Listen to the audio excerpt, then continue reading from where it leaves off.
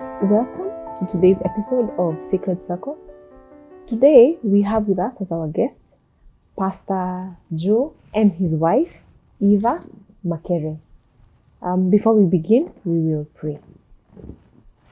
Father in heaven, we thank you so much for the opportunity to listen to the testimony of your servants and from it to hear from you. Father, speak to us today is our prayer in Jesus' name. So just to get right into it immediately, maybe you can tell us how you met.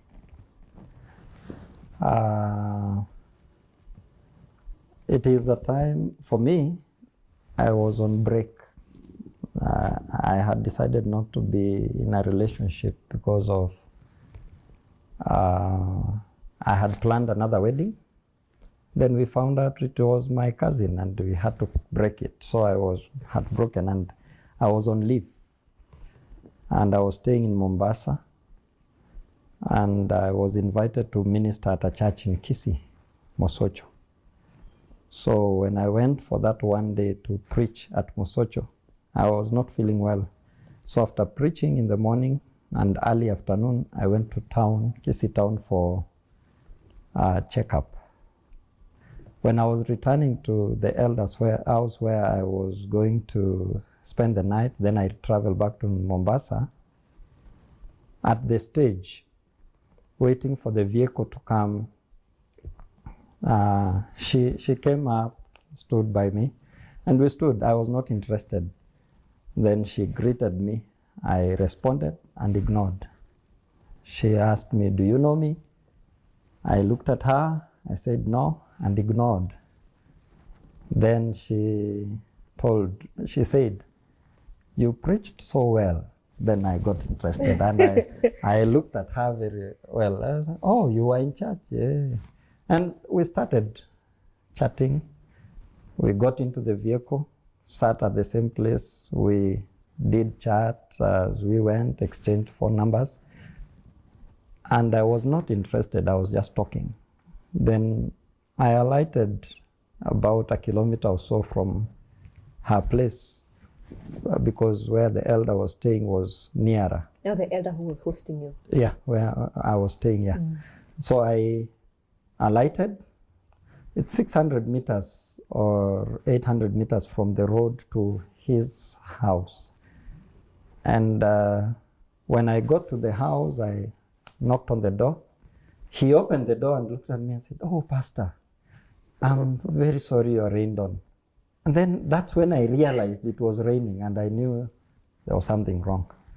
So I went into the room to change, but I didn't change. I went and knelt down and asked God, "I told you I'm on break. I do not want such confusion. I don't want this, but why are you confusing me?" And after a battle with the Lord, I said, "Let His will be done."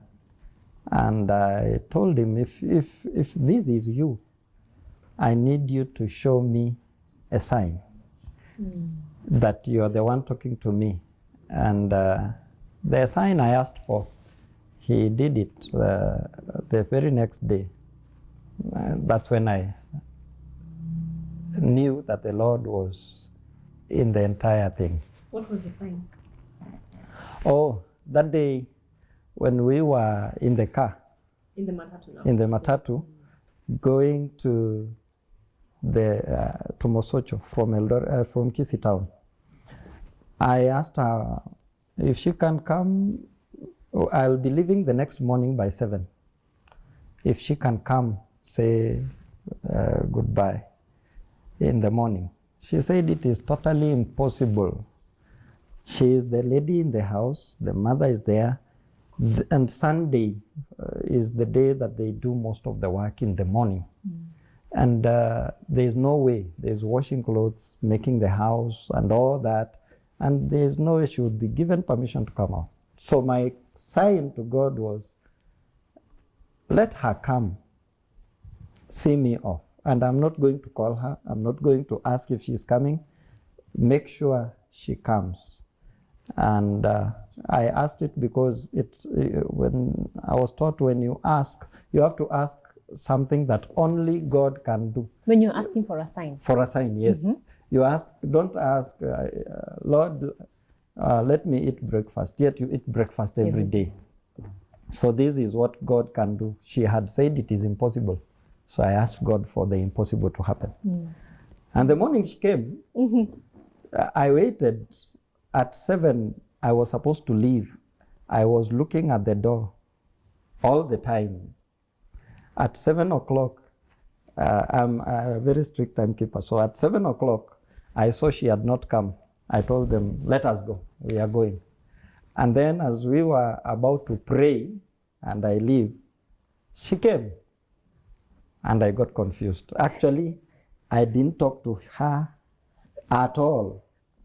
We walked the entire road. I didn't talk at all. I am a sanguine. I talk a lot. But that day I was so confused.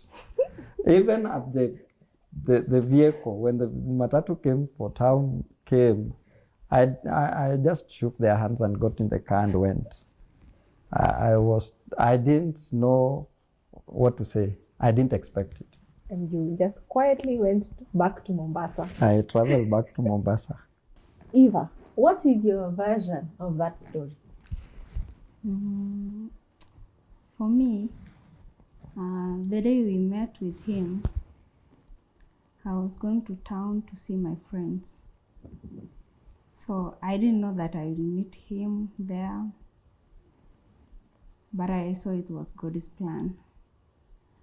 So as I was in town on stage, after finishing saying bye to my friends, now I was going home.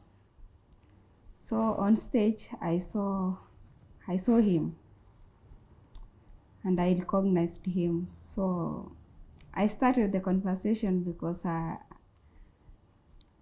knew that he was new in that town, and since I heard that he was coming from Mombasa at that time, so I said he might be a visitor. And the friends and where he was staying, they were my friends. So I decided to start the conversation. So I started by asking him by telling him that I saw him in church. That is the first thing I said. Then he said, okay. He ignored.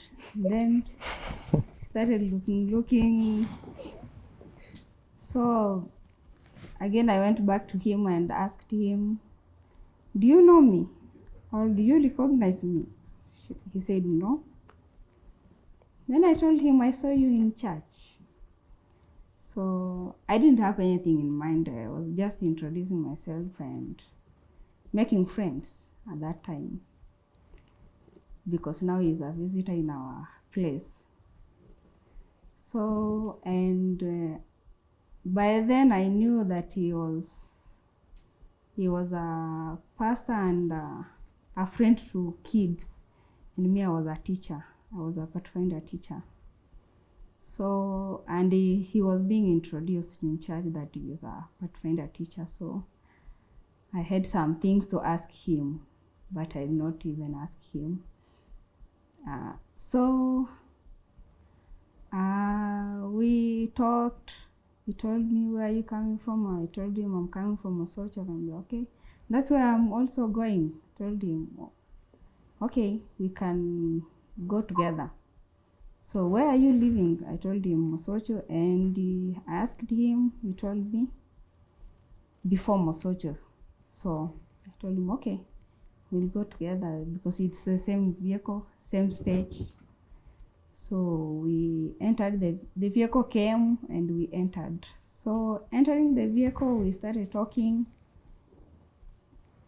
and we exchanged phones as friends, not as okay, to me, my thought was he is a teacher, he can help me to be able to teach the kids.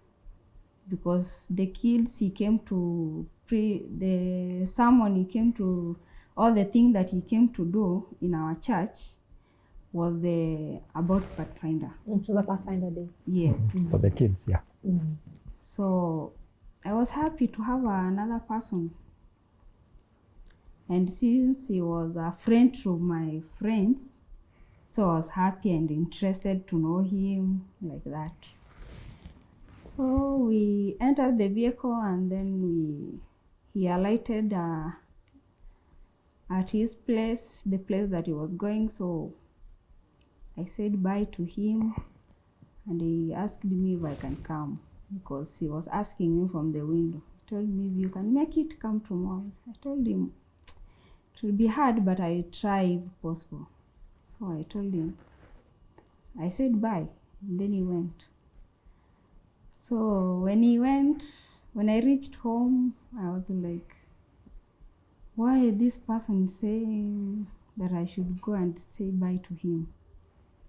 So I said, okay, let me try my best to convince my mom. As ladies, it's hard to convince the mother until, especially it's a man you want to see. So I woke up early in the morning. I cleaned everything. I did what was supposed to be done that morning, although I did not finish, and told my mom, let me run, then I'll come to finish the other things. Na tulikuwa supposed kwenda shamba that morning.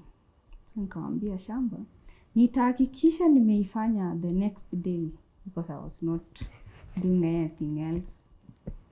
So I told him, I told my mom naenda kuona marafiki. So na sasa siwezi mwambia eti naenda kuona a man, because and the goodness hakuwa church, so hakujua ni nani. Nikamwambia naenda kuona rafiki na kuna mgeni alikuja, so as youths tunaenda kusema bye. Na pia ni mwalimu wa watoto. Okay, anambia okay, sawa. I've never heard that. So nikatoka. So that morning akanipea vitu za kupeleka, because alijua au marafiki. So akanipea some njugu, because she's a caring mother and ni mtu wa kupeana. Anapenda kupeana. Huwezi enda mahali. She told me that whenever you go you should give something. As in huwezi enda hivyo mkono tupu.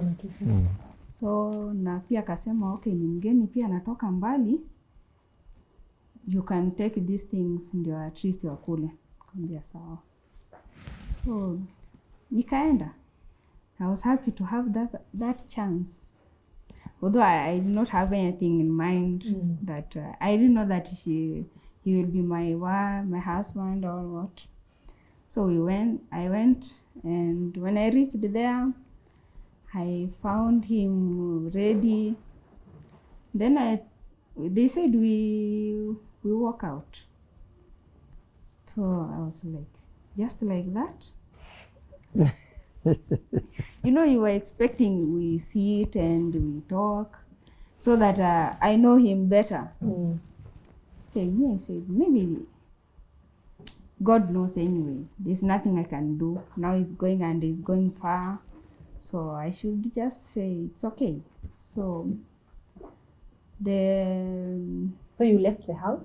Yes. Now you're walking to the stage? Yes. Walking to the stage, I thought that he will come, we'll chat as we were walking. He was far from me, so I was like, okay, he's my friend. Now he's not anything to me. And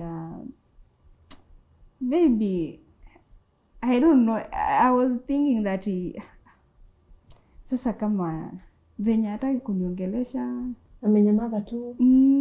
Maybe ako hivyo. So that's what I knew. Sikujua kama ataongea sana, kama anajua kuongea sana. So we went. We were chatting with our friend. Now mfanyikazi wa hiyo place. So tukaongea na yeye as we escort him. Tukafika kwa barabara, we were waiting for the vehicle to come. He was busy with the phone, so I was like, what is happening? You know, I was expecting him to ask me some questions. As a man, he should do that. So I was expecting him to. So amenyamaza tu, and he's not a lady. You know, you expect something. So yeah, I also kept quiet, and we started talking with the other guy. When the vehicle came, now he was able to talk and say bye, just like that. And the vehicle took eternity to come. It took too long. We're just there, just looking at each other, and that is all. Amenyamaza tu. All right. So then the matatu came, and then he left. Yes. So he went back to Mombasa, but we started talking, chatting with the phone now. Her mother's phone. Her mother's phone. That's the number she gave me. I let the one who knows everything do the background check. So tell me about your courtship. How did you call each other? How did you manage to convince your mother, for example? How was that period before the wedding?